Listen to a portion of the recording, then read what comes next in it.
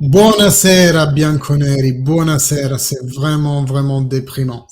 On est en train de vivre ensemble les 10 dernières minutes du match et donc j'ai décidé pour la première fois depuis que la chaîne est live de faire un post-match pendant le match sans même pas attendre la fin. Parce que qu'est-ce que vous voulez attendre d'un match comme ça? On a même eu des copains milanistes de l'OM qui sont venus nous soutenir dans le live tellement c'est la dèche. Tellement c'est la dèche. Vous avez eu hier ma vidéo où je vous disais qu'il faut changer d'entraîneur. Et ça, le constat reste le même, bien entendu. Mais aujourd'hui, pour moi, parler d'Allegri, c'est vraiment faire le discours du pauvre. Donc moi, je parle pas d'Allegri parce que j'en ai parlé hier et le constat n'a pas changé en 24 heures, vous vous doutez bien. Même si j'ai limite envie de rajouter une couche vis-à-vis du fait que, comment dire, ces déclarations de hier en conférence de presse contre Chesney étaient vraiment lamentables et que ce qui s'est passé à Sky, notamment, ça vient de sa part. Donc aujourd'hui, je parle pas d'Allegri parce que j'en ai parlé hier. Mais, aujourd'hui, il y a une équipe qui est rentrée sur le terrain 10 minutes après l'annonce de moins 10 points. Ça fait beaucoup de 10 dans ma phrase, je le sais. Mais comment vous voulez que n'importe quelle équipe, entraînée par n'importe quel homme sur la planète, composée de n'importe quel joueur sur la planète, descende et fasse une bonne performance après une telle annonce? Déjà, ces joueurs se sont vus dans la saison enlever 15 points en cours de saison sans une raison valable. Quelqu'un, il faut qu'il me donne une raison valable et je vais l'écouter. Mais aujourd'hui, ces joueurs ont vu se redonner 10 points. Donc, tout le travail qu'ils avaient accompli entre-temps, ils l'ont vu partir en fumée. Et les joueurs, j'arrêterai jamais de le dire, c'est des personnes comme nous. Le travail qu'ils font, ils aiment bien qu'il soit apprécié. Et là, la FIGC, encore une fois, nous crache à la gueule. Parce que la FIGC et la UEFA nous veulent en dehors des coupes. Nouvelle en dehors des coupes. Aujourd'hui, la Juve dispute un mauvais match, comme d'habitude. Moins mauvais que d'autres.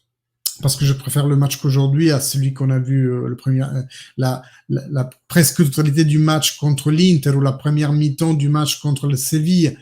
Je préfère ça, limite. Ok, on a créé quelques occasions, on a même pris une barre transversale après leur avantage. Donc voilà, ils ont montré quelque chose, mais après le premier but pris, gros coup de démoralisation et cette Juventus n'est déjà pas née pour se relever. On l'a vu toute la saison, n'est pas faite pour jouer parce que l'entraîneur ne lui a pas donné un jeu et n'est pas faite non plus pour subir 15 points et moins 15 points et moins 10 points dans la même saison. On joue pas avec le travail des professionnels comme ça. Moi, j'espère vraiment que quelqu'un à la fin du match, que ce soit Allegri ou même un joueur, va s'exposer enfin, parce que la société ne le fait pas. Et comme je vous disais dans les vidéos récentes, ça c'est aussi un autre problème que la Juve ne parle pas, parce que le moins la Juve parle, le plus on tape dessus. Ça marche pas la technique de l'autruche ou alors du paresseux qui se fait mort pour pas se faire bouffer par le prédateur. Ça marche pas. Si on se fait mort, on nous bouffe encore plus. Et encore une chose, comment les joueurs peuvent avoir envie de descendre sur le terrain et de se battre pour la Juventus si la société ne se bat pas? Si la société ne réplique pas en communiquant avec des forts communicants. Là, il y a Ken et Rabiot qui se marchent sur les pieds à l'instant, à la 84e 45. Ah voilà, on marque. Voilà, super. Chiesa, vai Federico. Bravo, bravo. Comment les joueurs peuvent avoir envie de se battre si la société ne se bat pas? Comment les joueurs peuvent avoir envie de se battre si son entraîneur crache sur le gardien parce qu'il dit des choses justes après une élimination de Ligue des Champions, ou si l'entraîneur appelle Sky pour qu'ils disent toutes les âneries qu'elles ont dites hier soir. comment les joueurs peuvent avoir envie de lutter.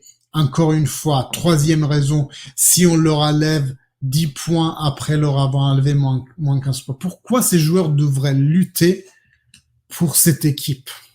Dites-le moi. Moi, je veux savoir. Vous savez qu'à la fin, je vais vous lire à la fin de mon serment. Mais comment les joueurs peuvent avoir envie de lutter?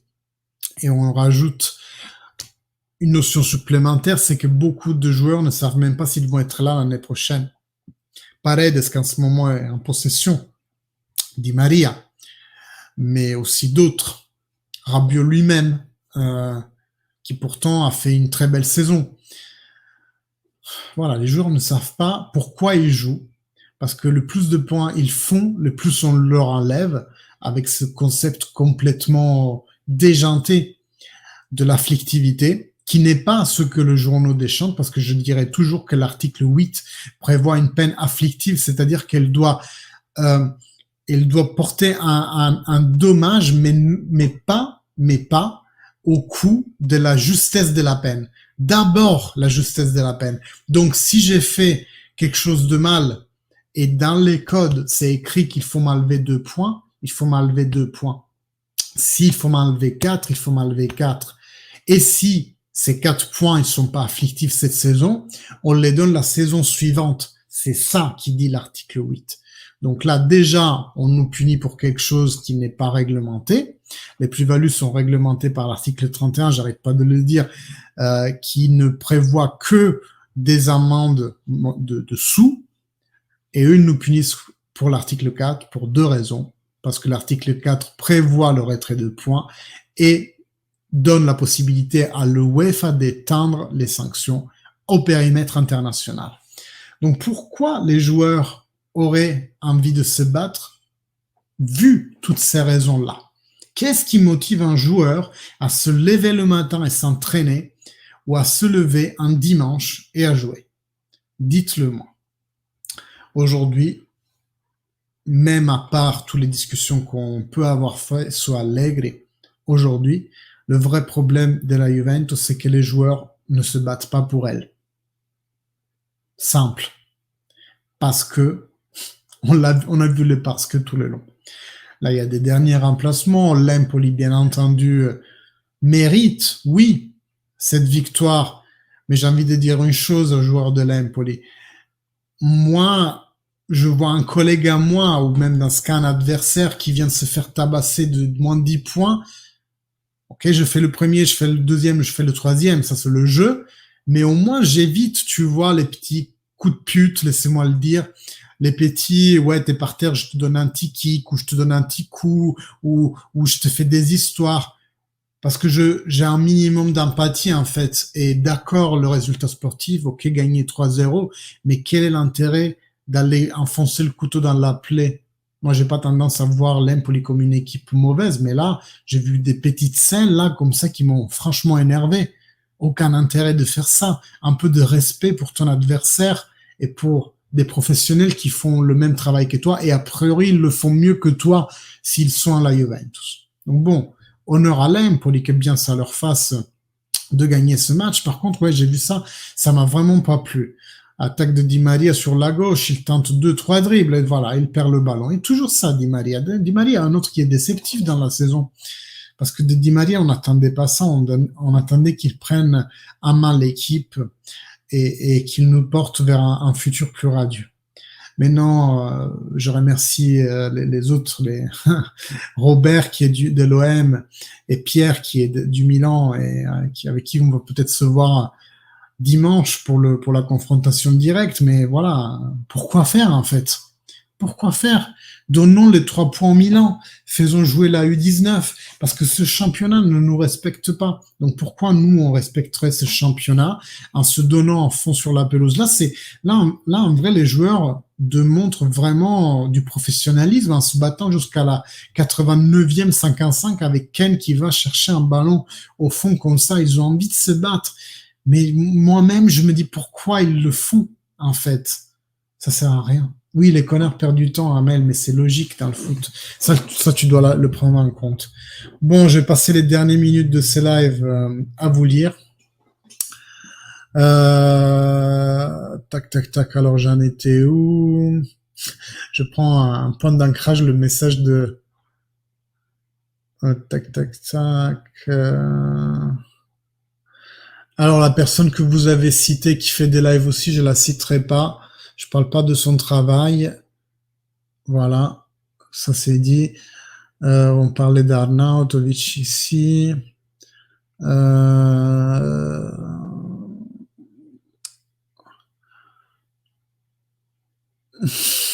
je lis vos messages, mais je les lirai pas. Euh, voilà, on va faire une cagnotte litchi pour nous payer les antidépresseurs, exactement. Ah non, ça pas ça. Tac, le moins de 10 points avant le match, c'est difficile. Il faut que maintenant vous avez démarré ce filon de discussion. Je peux pas, je dois lire les messages avant de les afficher parce que je veux pas afficher ces discussions-là. Voilà, changer le championnat ne vous respecte pas. On n'attend pas la fin, non pas aujourd'hui, j'ai pas la force. Encore l'attaque du Empoli est tech sauve. 6 minutes de récupération, on est à la 91e 39, mais bon, l'avenir sera mieux, mais merci Pierre. Chiesa, c'est quand il a marqué. C'est vrai que les juges sont interistes. Non, c'est faux, ils sont napolitains. Tu es juste, Michelangelo, merci de ton travail, mais merci à vous d'être là c'est vraiment un plaisir de se soutenir tous ensemble. Tu m'as répondu, j'ai entendu dire que les juges sont des lanternes. Non, je te dis, c'est des napolitains. Rien de plus à dire. Les juges sont politisés. Ben oui, c'est le UEFA qui est derrière tout ça. Même José l'a dit, c'est compromis. 4-1. Ah bon? Ah bah tiens, voilà. Je viens de le voir. Ouais, t'es content? Bah oui, souris. Petit Nigo. Bah, de toute façon, les gars. Je sais pas s'il y a hors-jeu, mais est-ce que ça a une importance à la Mel? Est-ce que c'est important? Ah, c'est pas important. Aujourd'hui, c'était une défaite annoncée. Déjà, j'étais pas serein. En fait, déjà, si vous voulez, déjà, j'étais pas serein dès le départ, vu qu'on venait d'une grosse défaite, enfin, d'un gros coup dur, en fait, européen. Donc, déjà, des bases, j'étais pas serein. Mais avec les moins 10 annoncés quelques minutes avant le match, mais qu'est-ce que vous voulez? Vous voulez quoi? Ok, parler d'Allegri, on peut en parler, mais vous voulez quoi? Je vous ai cité les motivations pour lesquelles la Juve. C'est étonnant qu'ils se battent encore. Là, c'est un 4-1. Je sais pas ce qui va être dit par les acteurs de la Juve après match, mais pourquoi on a décalé le match? Non, on l'a pas décalé. Ah non, Jojo, arrête pas. Moi, je traîne avec le live parce que j'aurais plus rien à dire, mais au moins on finit le match ensemble. Et j'espère que ça vous a fait du bien quand même, le vivre ensemble comme d'habitude. C'est l'essentiel. D'ailleurs, je l'ai pas fait au début, je le fais maintenant, mais si vous êtes arrivé jusque-là, les nouveaux, inscrivez-vous à la chaîne. C'est une belle communauté. On partage la Juve avec positivité et joie de vivre. Et vraiment, c'est pour ça que j'apprécie la communauté, que j'ai eu la chance. Vraiment, j'ai eu la chance de, euh, comment dire, servir de point d'agrégation. Moi, je me vois comme ça. Moi, je vous le dis souvent, mon avis et le vôtre, c'est au même niveau. Mon avis n'est pas meilleur que le vôtre, ni d'autres personnes qui ne sont pas encore de la communauté. Mais je suis content d'avoir des personnes qui acceptent l'avis de tout le monde, qui le partagent avec positivité. Super. Je suis content d'avoir servi de point de rencontre pour vous tous qui maintenant vous connaissez bien, vous échangez souvent.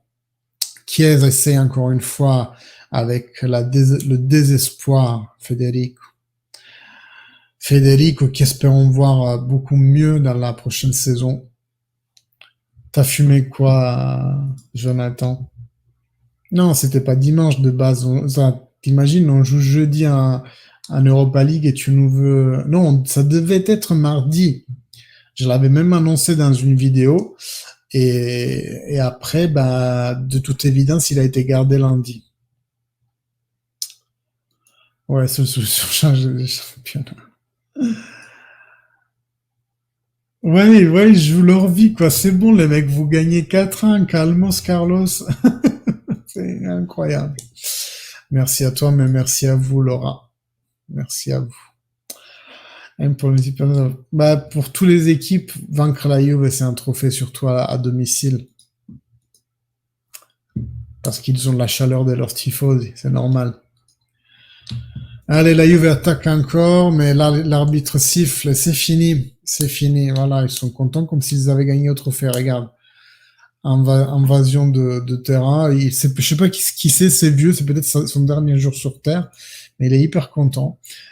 Bon, allez Damien, merci à toi, merci Laura, Émilie, Robert, Syl, Pierre, Jonathan, Amel, je remonte encore Jojo, merci Raymond qui était là tout à l'heure, merci, tac tac tac, il y a qui? Je remonte beaucoup. Shafi qui était là aussi.